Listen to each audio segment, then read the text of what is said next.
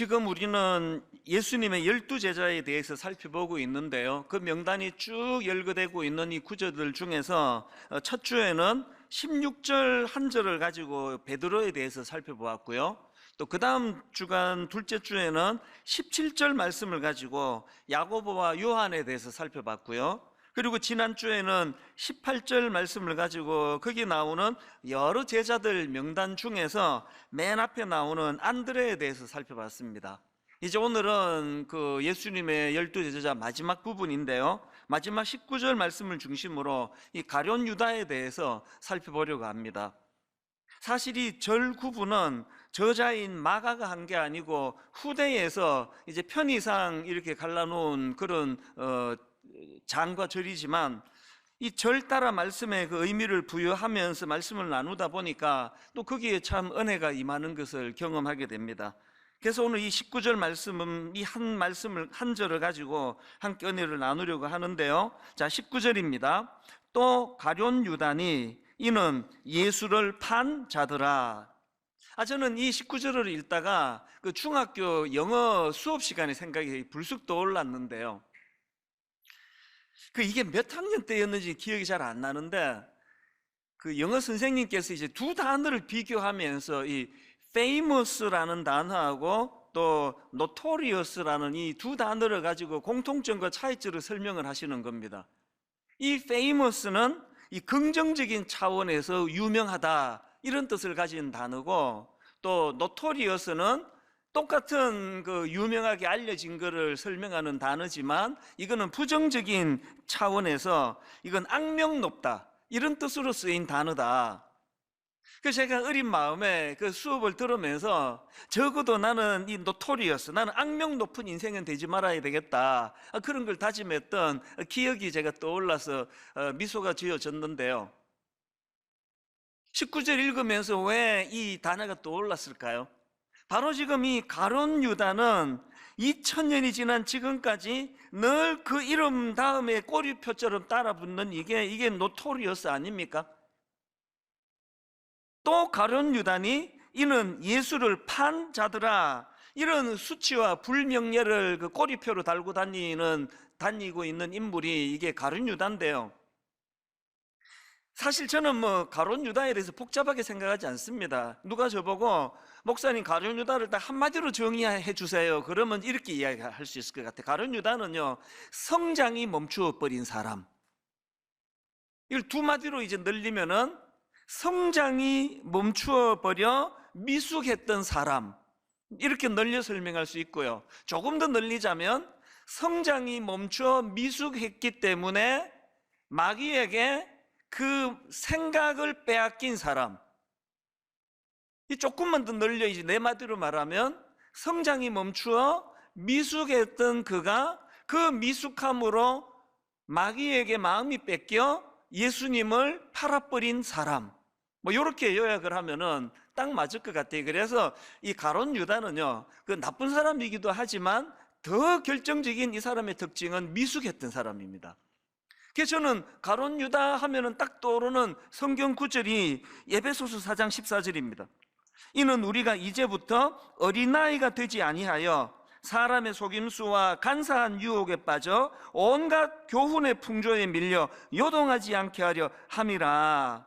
가룟 유다는 어린애처럼 미성숙했기 때문에 그 유혹에 넘어가 버린 거 아니겠습니까? 그런가 하면은 가룟 유다 하면은 또 떠오르는 성경 구절이 하나 더 있는데 아마 다 이거 떠올렸을 것 같은데요. 잠언 4장 23절. 모든 지킬 만한 것 중에 더욱 내 마음을 지키라. 생명의 근원이 이에서 남이니라. 가룟 유다 하면 왜 이 구절이 떠오를까요? 잘 아시는 요한복음 13장 2절. 마귀가 벌써 시몬의 아들 가룟 유다의 마음에 예수를 팔려는 생각을 넣었더라. 이런 것들을 쭉 정리를 하다가 보니까 참 이게 오늘 그 설교 제목 그대로입니다. 우리가 이 세상을 살아가면서 얼마나 유혹이 많습니까? 이 유혹을 당하지 않을 만큼의 성숙과 성장이 일어나야 된다는 그 얘기 아니겠습니까?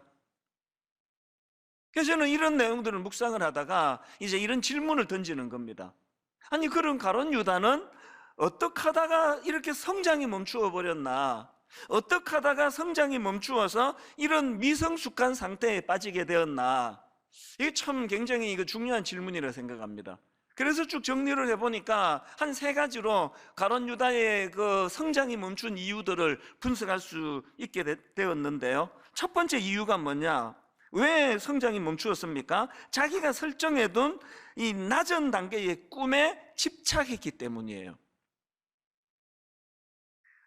레슬리 플린이 쓴 12사도 이 책에 보면은 가룟 유다가 예수님을 배신한 두 가지 이유를 설명하는데요. 첫 번째 이유가 뭐냐?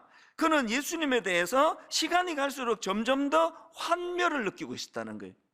예수님에 대한 환멸을 느끼고 있었던 이게 예수님을 팔아버린 원인을 제공했고, 두 번째, 왜 예수님을 팔아버렸나? 가룟 유다 내면의 탐욕 때문에, 탐심 때문이라는 겁니다. 저는 이 두 가지 분석 중에 앞에 나와 있는 왜 가룟 유다는 예수님을 그렇게 환멸하게 되었나? 아니, 그 존귀하신 주님을 가까이 있으면서 점점 주님에 대한 불신과 환멸이 싹트게 됐나? 그게 자기 생각의 틀이 너무 확고했기 때문 아닙니까? 가룟 유다는 지금 이스라엘이 로마의 압제로 신음하던 상황이다 보니까 그에게 무슨 꿈이 있습니까? 자기가 보니까 이 예수라는 분이 그 고통 속에 있는 자기 민족을 로마로부터 구원해낼, 로마의 압제로부터 구원해낼 그런 지도자라고 생각을 했기 때문에 꿈을 가지고 주님을 따랐는데 시간이 갈수록 실망인 거예요. 아니, 그 로마에 대항하려면은 군사를 모으고 힘을 모으고 카리스마를 가진 아무도 범접하기 어려운 그런 지도자로 자리를 잡아야 되는데 계속 예수님은 실망스러운 말씀을 하시는 거예요. 약한 말만 하시는 겁니다. 원수를 사랑해라. 이래가지고 로마랑 어떻게 싸우느냐는 거예요. 그리고 또 결정적으로 오병이어의 기적을 경험한 군중들이 흥분해가지고 막 예수를 왕으로 삼겠다고 열광할 때 얼마나 나약한 예수님인지 슬그머니 빠져나가가지고 산으로 가서 기도하고 계시는 게 도무지 이게 마음에 이게 안 드는 거 아닙니까? 여러분, 이 가룟 유다의 성장이 멈춘 이 원인이 오늘 너무나 많은 사람들의 성장이 멈추는 것과 똑같은 이유라는 걸 아십니까?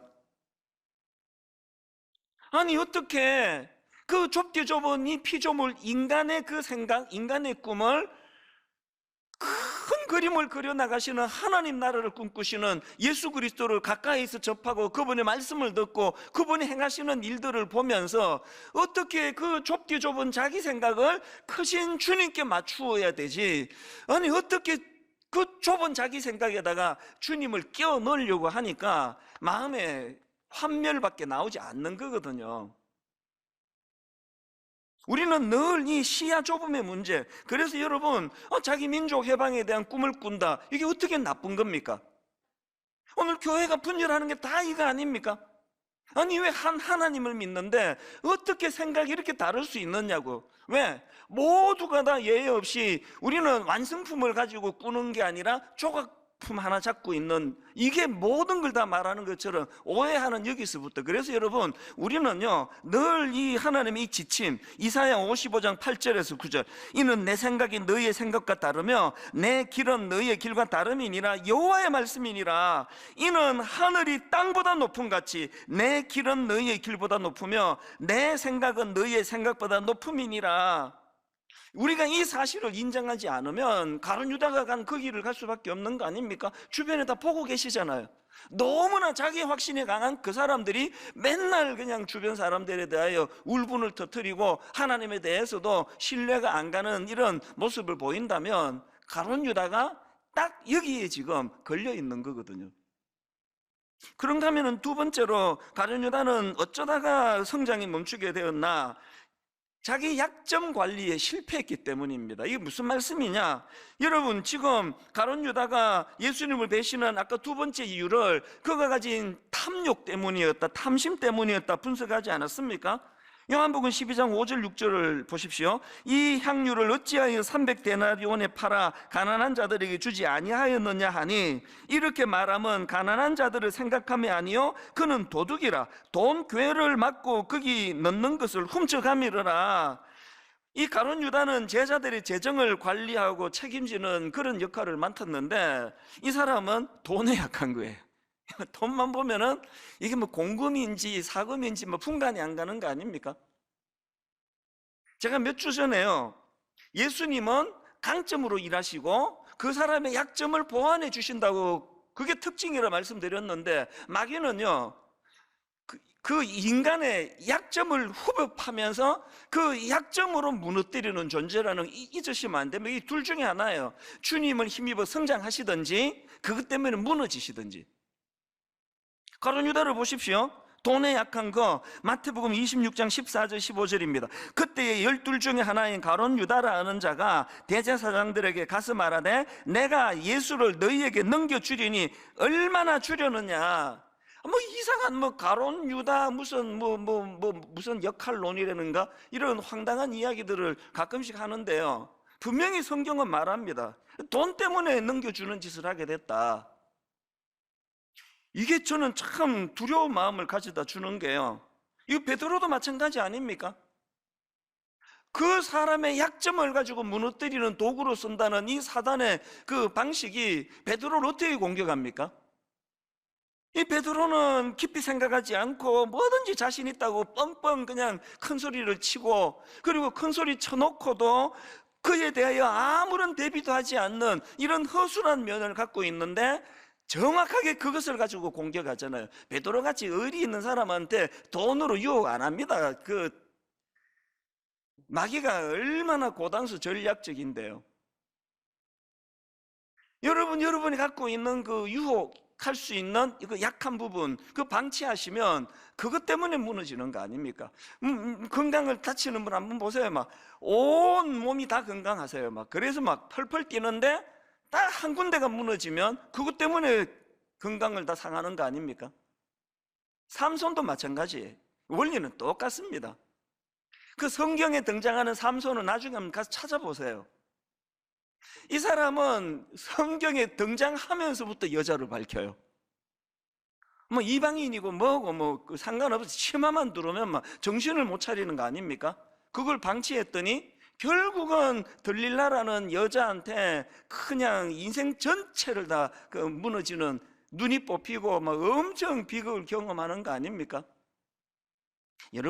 여러분에게는 어떤 약점이 있습니까? 모른 척 하시면 안 됩니다. 다락방 같은 거 할 때 사랑으로 순장님이나 수능분들이 집사님 다 좋은데 이런 부분을 참 좀 같이 기도하면 좋겠다 그러면 기분이 나빠가지고 저까짓 게 뭔데 이런 소리 안 하냐고 그러고 막 안 나가. 그거 큰일 나는 일이에요. 왜 우리 교회 교육전도사, 이제 신학교 1학년 기껏 20대 후반밖에 안 되고 30대 초반밖에 안 되는 그 교육전도사가 일부에 맞추고 저한테 메일로 목사님 설교 이게 좀 그런데요, 이런 의견을 내가 왜 대환영을 하느냐고요. 누가 지적하는 게 그게 무슨 그게 상관입니까? 그 지적이 유익하기만 하다면 그게 날 살리는 거 아닙니까? 가룟 유다는 그 약점을 방치했기 때문에 망해버렸다. 그런가 하면은 세 번째 분석이 이렇습니다. 가룟 유다는 어쩌다 성장이 멈추어 버렸나? 몸은 예수님을 따라다녔는지 몰라도요, 가룟 유다는 예수님의 영향력 아래 놓여 있던 사람이 아니에요. 이게 모태신앙 같은 오래 예수 믿는 분들에게 무서운 경고를 준다고 생각합니다. 우리가 문화적으로 난 기독교인이에요, 그리고 우리가 늘 익숙한 대로 난 주일날 예배 보러 와요. 그건 너무너무 귀하지만 가룟 유다의 문제가 뭡니까? 아니 지금 가룟 유다는요, 예수님이 가룟 유다가 그 악한 짓을 저지르기 전에 얼마나 많은 경고를 통해서 그 생각을 돌이키도록 그렇게 주님께서 여러 차례에 걸쳐서 경고를 하지만 가룟 유다는 거기에 영향을 받지 않습니다. 김기현 목사님이 가룟 유다 딜레마 이런 제목의 책을 썼는데요, 가룟 유다는 예수님에 대한 호칭에 문제가 있었다. 이 굉장히 제가 흥미롭게 본 그 내용입니다. 자, 마태복음 26장 22절입니다. 그들이 몹시 근심하여 각각 여짜오되 주여 나는 아니지요. 자, 이 말씀의 배경이 어떤가 하면은요, 여기 나오는 그들은 예수님의 제자들이에요. 바로 그 앞에서 예수님이 청천벽력 같은 말씀을 하시거든요. 너희들 중에 나를 팔 자가 있을 것이다. 그랬더니 막 모든 제자들이 놀라가지고 저는 아니죠, 저는 아닌데요, 막 이런 이야기도 하는 분위기예요. 그런데 여기 보니까 모든 제자들이 지금 주님 어떻게 부르냐? 주여 주여 나는 아니지요. 그 지금 주님이라고 부르거든요. 근데 유독 가룟 유다만이 25절을 보십시오. 예수를 파는 유다가 대답하여 이르되 랍비여 나는 아니지요. 그 가룟 유다가 예수님을 팔아버릴 때도 같은 호칭을 씁니다. 49절 곧 예수께 나와 랍비여 안녕하시옵니까? 이 차이를 아시겠습니까? 여러분, 가룟 유다는요, 예수님을 주님으로 섬긴 것이 아니라 학식 높은 선생으로 섬겼다는 거예요. 이게 왜 중요한 문제를 가져다 주느냐? 자, 빌립보서 2장 9절부터 11절입니다. 이름으로 하나님이 그를 지극히 높여 모든 이름 위에 뛰어난 이름을 주사 하늘에 있는 자들과 땅에 있는 자들과 땅 아래에 있는 자들로 모든 무릎을 예수의 이름에 꿇게 하시고, 그 다음 보세요. 모든 입으로 예수 그리스도를 주라 시인하여. 여기 나오는 그 주라 시인하여, 이건 그리스도의 주재권, 영어로 말하면 로드십을 말하는 거예요. 뭘 의미하느냐? 우리가 예수님을 주님이라고 부르는 그 고백 속에는 그분의 주재권을 인정하는 신앙 고백이 담겨 있는 표현이라는 거예요. 아셨죠? 여러분이 기도할 때나 그 묵상할 때 주님이라고 할 때마다 항상 이 생각을 해야 돼요. 내가 예수 그리스도를 주님이라고 부르는 그 고백 속에는 예수 그리스도가 내 인생의 주인이 되시며 나의 전인격과 내 전 생애를 나는 그분께 맡겨드리겠다는 이 고백이 내포되어 있는 게 주님이에요. 그런데 가룟 유다는 예수님을 자기 인생의 주인이 아니라 랍비, 참 두려운 건요, 오늘 교회를 다니는 분들이 딱 두 종류로 나누어진다는 거예요. 예수 그리스도를 주님으로 모시는 분이 계시고요, 예수 그리스도를 선생으로 모시는 분이 계세요. 그래도 4대 성인 중에 하나 아니냐? 그 훌륭한 분이지. 사랑이 많으신 분이지. 여러분, 아무리 오래 교회를 다니셨어도요, 예수 그리스도가 전인격적인 내 인생을 주관하시는 그 로드십, 내 주님의 주권을 인정해 드리지 않는 신앙생활은 성장이 없습니다. 기왕에 여러분 교회를 다니시고 교회를 와서 예배를 드리시는데 예수 그리스도가 여러분 인생의 주님이 되시기를 바랍니다. 이렇게 세 가지 이유 때문에 가룟 유다는 성장이 멈춰버렸고요, 그 미숙한 성장이 멈춰버린 그 상태를 마귀가 유혹을 했고, 그 유혹에 넘어가 버려 주님을 팔아버린 인생이 그 가룟 유다다. 이런 분석이 이것도 필요하겠지만요, 우리가 지금 가룟 유다에 대해서 살펴보고자 하는 거는 아이고 그 인간이 그게 아주 부실한 인간일세, 그러려고 우리가 말씀 보는 거 아니고요, 우리 안에 있는 이 가룟 유다와 같은 요소들, 이 가룟 유다 성이 우리 안에 있는 거예요. 저는 이 세 가지를 분석하면서 섬뜩섬뜩한 게 다 갖고 있거든요. 제 안에 이 세 가지 요소가 다 있기 때문에 이 가룟 유다를 분석하는 것으로 끝내지 않고 오늘 말씀이 진짜 중요한 건 지금부터예요. 그럼 어떻게 하면은 이런 죄성을 가진 우리가 가룟 유다가 넘어갔던 그 비참한 길로 빠지지 않을 수 있을까? 그 대안을 제가 두 가지로 정리를 좀 해드리려고 하는데요. 첫 번째 대안이 뭐냐? 이 두 단계로 제가 설명을 드릴 수 있는데, 첫 번째 단계가 뭐냐? 회개입니다. 회개. 이 회개를 통한 주님과의 관계 회복이 필요하다는 겁니다. 계속 강조하지만 가룟 유다가 용서받지 못할 악한 짓을 해서 망한 게 아니고요, 가룟 유다는 그 삶 자체가 주님과 상관없는 사람이었기 때문에 망한 케이스입니다. 조금 전에도 말씀드렸잖아요. 예수님이 가룟 유다가 이런 짓을 저지르기 전에 수없이 많은 경고를 통해 그것을 돌이키기를 원했는데, 가룟 유다는 예수님의 말씀에 영향을 받은 사람이 아니에요. 더 치명적인 건 뭐냐? 그 경고를 무시해서 결국은 그런 어리석은 주님을 팔아버리는 자리에 빠졌는데, 수습하는 걸 보세요. 수습을. 양심이 있었대요. 이러면 안 된다는 거. 스승을 이렇게 팔아버리면 안 된다는 거. 그래서 그 아주 양심적으로 자살을 했다고 나와 있지만, 여기에 가룟 유다의 그 정체성이 나타나는 겁니다.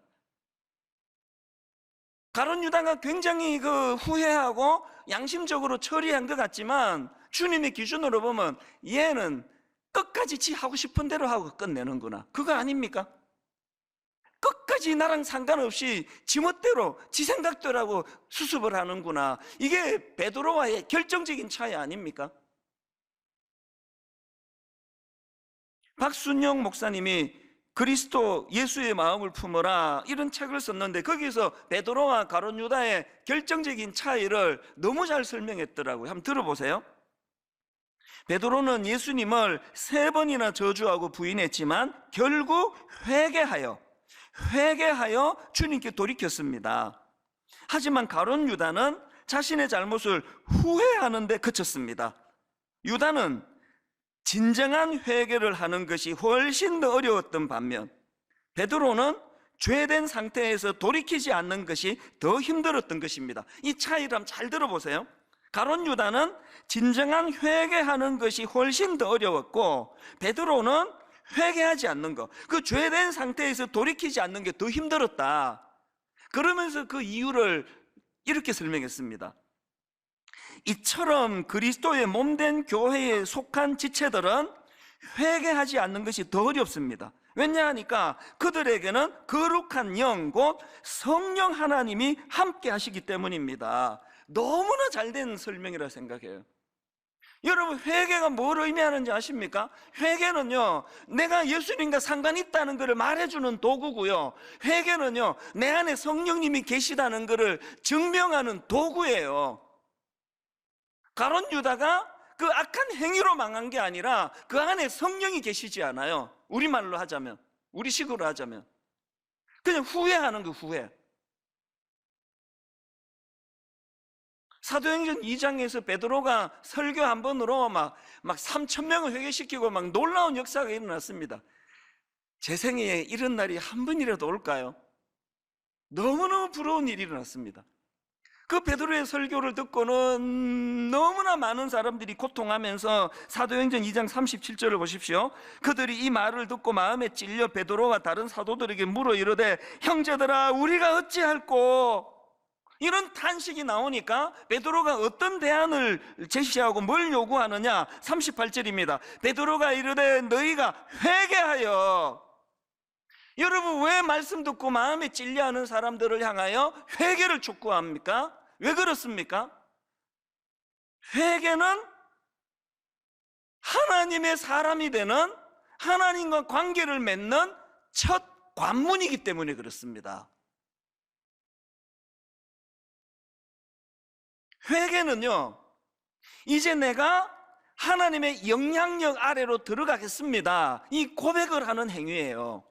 그래서 그 로이드 존스 목사님이 회개라는 책을 이제 저술을 했는데 그렇게 두껍지 않습니다. 로이드 존스 목사님이 그 책에서 강조하는 게 뭐냐? 회개할 때 반드시 밟게 되는 그 단계가 있는데, 그중 첫 번째 단계가, 회개의 첫 단계가 뭐냐? 죄에 대한 자각. 다시 말해서 이 인간의 죄성을 자각하고 그것을 고백하는 것, 이게 회개의 첫 단계래요. 맨 마지막 단계가 뭐냐? 자신의 본성이 날 때부터 악한 것임을 깨닫고 인식하는 것.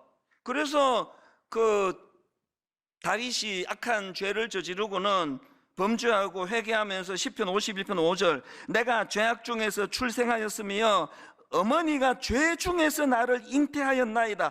철저하게 무기력한 상태에 있는 자신을 자각하게 된 것, 이게 회개라는 겁니다.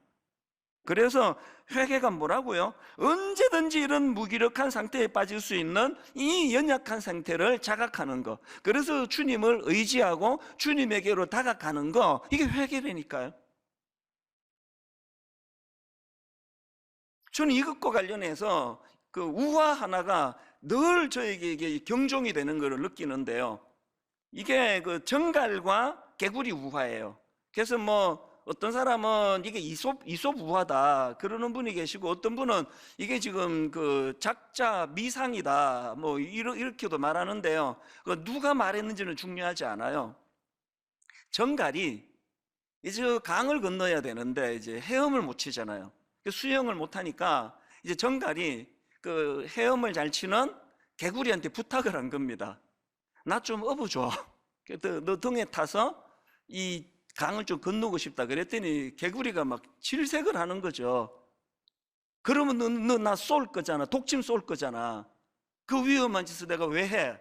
그랬더니 정갈이 참 논리적으로 설득을 해요. 아니 생각을 해봐라. 지금 강을 건너는데 내가 너를 독침을 쏘면은 너만 죽냐? 그 나도 죽는 거 아니냐? 물에 빠져. 그런 바보 같은 짓을 왜 하겠느냐? 이 개구리가 그 말에 그냥 혹 넘어간 겁니다. 듣고 보니까 그러네? 타라. 그래서 이제 정갈을 태우고 한참 이제 강을 건너는데 뭔가 뜨끈뜨끈해지더니 마비가 오더니 이게 독침을 쏜 거예요. 그리고 둘 다 죽었습니다. 결과 이 개구리가 죽어가면서 너무나 분노에 차가지고 소리를 지른 겁니다. 도대체 왜 이런 짓을 했느냐? 왜 날 찔러서 둘 다 죽게 만드는 거냐고. 그랬더니요, 정갈이 죽어가면서 던진 그 한마디가 저에게 뼈에 새기는 경고예요. 이런 말을 해서 정갈이 왜 날 찔러서 둘 다 죽게 만드는 거냐고. 그랬더니 정갈이 하는 말이 어쩌겠니? 이게 내 본능인걸. 강 건너기 전에는 굳게 마음 먹었죠. 안 쏘려고. 또 쏘면 자기도 죽는 걸 알기 때문에. 정갈은 뭘 몰랐습니까? 그거를 통제할 힘이 자기에게 없다는 걸 몰랐던 거 아닙니까? 그래서 어쩌겠니? 이것이 내 본능인걸. 저는 우리 젊은 내 조카 같고 내 딸 같은 우리 젊은 여성들에게 제가 여러 번 말했지만 또 말합니다. 세상에서 제일 믿을 수 없는 말, 오빠 믿지? 이 말에 참 가슴 아픈 상처를 간직하게 된 사람들이 유사 이래로 얼마나 많았겠습니까? 그 오빠가요, 그 말 할 때까지만 해도 그 말이 진실이었을 거예요. 그거 사기치려고 한 말 아닙니다. 근데 오빠 믿지? 그래놓고는 결과로 어쩌겠니? 이게 내 본능인데. 이게 인간 아닙니까? 사춘기 애들이 부모님들한테 자주 하는 말이 저 좀 믿어주시면 안 돼요? 믿어야죠. 자녀인데. 그러나 여러분, 그 자녀들은요, 자기 자신을 모르고 있다는 걸 방치하면 안 되는 거예요. 그래서 제가 두려운 겁니다. 어쩌겠니? 이게 내 본능인 걸. 제가 지금 뭘 강조하는 겁니까? 로이드 존스 목사님이 뭘 강조했다고요? 회개의 첫 번째 단계는 바로 이런 자신이 지닌 본성, 날 때부터 무기력하기, 죄에 대하여 무기력하기 짝이 없는 자기 자신을 인식하는 것. 그래서 철저하게 예수 그리스도만을 의지하며 사는 삶을 결단하는 것. 이게 회개라니까요. 그래서 제가 회개를 통한 주님과의 관계 회복, 그렇게 표현하는 거 아닙니까? 그래서 여러분, 로마서 7장 24절에서 사도 바울이 오호라 나는 곤고한 사람이로다, 이 사망의 몸에서 누가 나를 건져내랴, 이 처절한 자기 고백이 있었기 때문에 로마서 8장에 그 주옥 같은 그리스도 은혜에 대한 감격이 선포될 수 있는 거 아닙니까? 주님과의 관계 회복 차원에서의 회개의 역사가 일어나게 되시기를 바랍니다. 두 번째로요,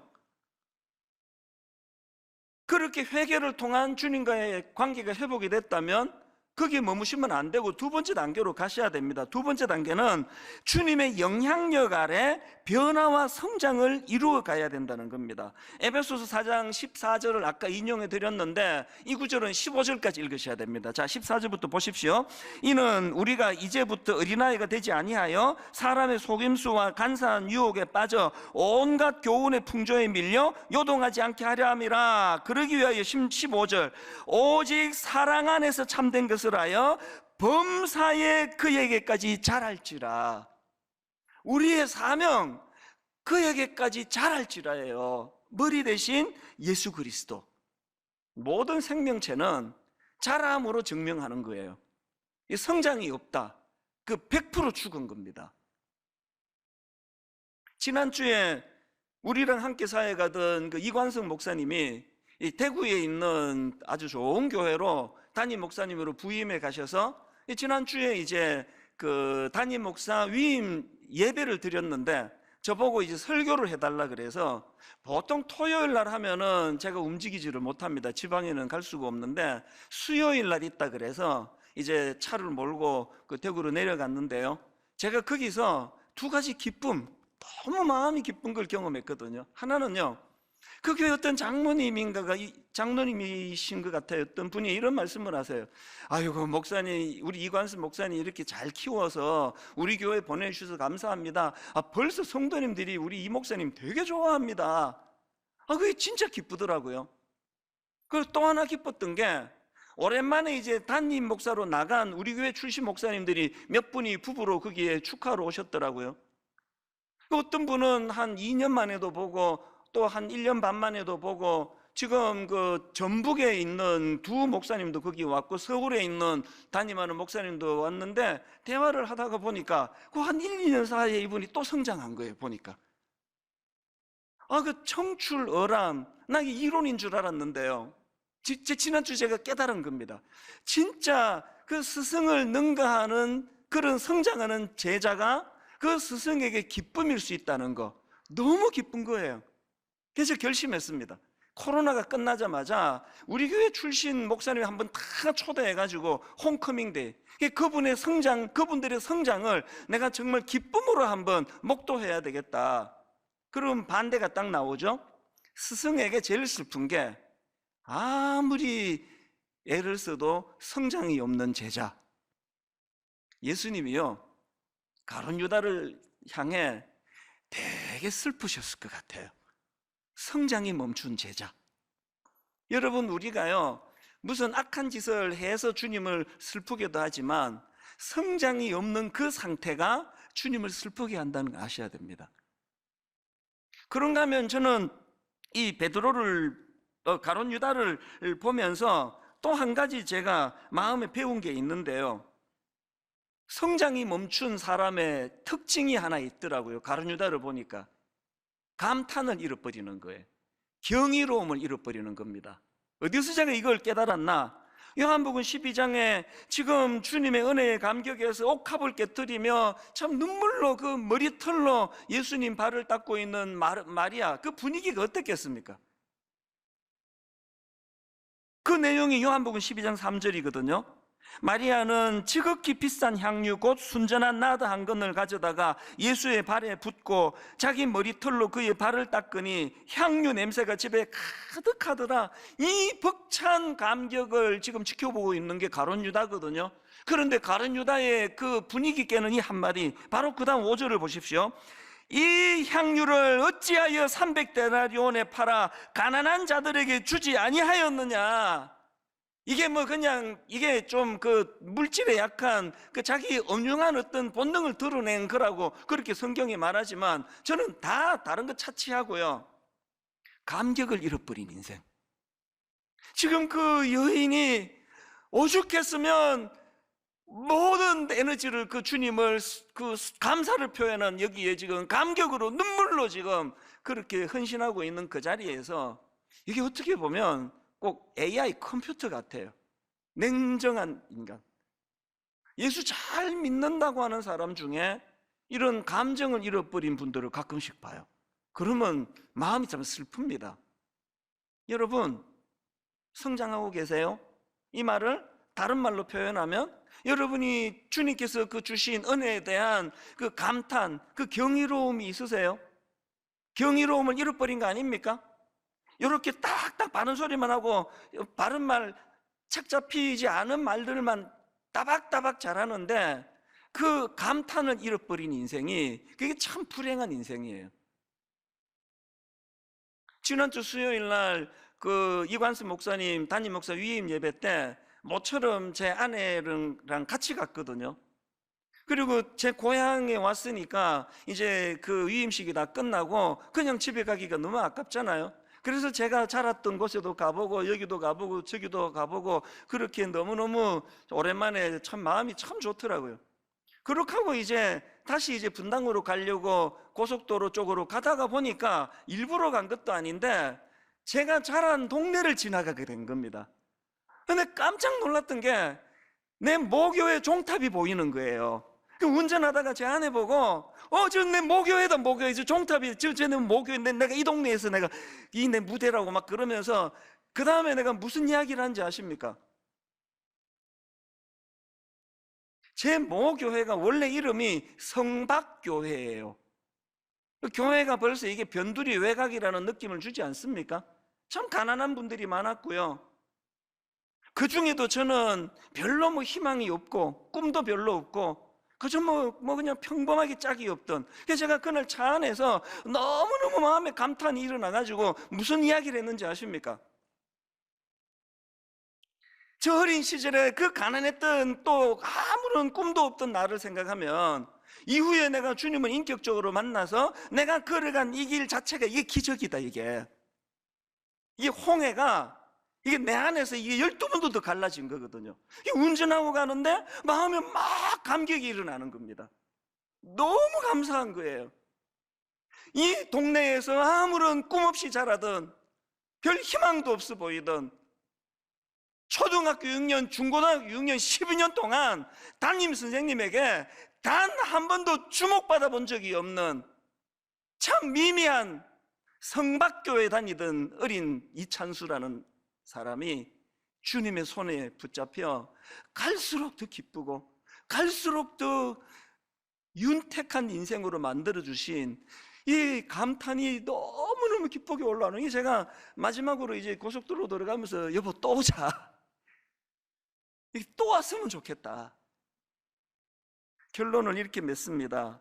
여러분, 저는 여러분이 이 유혹당하지 않을 만큼의 성장이 계속되었으면 좋겠습니다. 그 성장이 되고 있다는 증거 중에 하나가 해주신 일들에 대한 감탄이에요. 그 가룟 유다를 한번 상상해 보세요. 세상에 예수 그리스도로 말미암아 죽은 생명이 살아나는 그 현장에서도 자기랑 생각이 다르다는 것 때문에 냉랭하게 바라보는 그 모습을 상상할 수 있지 않습니까? 오병이어의 기적을 통하여 수많은 사람을 먹이는 그 놀라운 현장에서도 그 감탄, 경이로움이 생겨나지 않은 인생이라면 밤새 고생하던 자기들을 주님 찾아오셔서 풍랑아 잠잠하라, 그 놀라운 역사를 통하여 풍랑을 잠잠케 하시는 그 사건을 감탄으로 보지 못하는 거, 이거 비극 아닙니까? 오늘 여러분 안에 이 감탄이 있습니까? 분석은 잘 하시는데 감탄은 잃어버렸다. 성장이 멈춰 있다는 뜻입니다.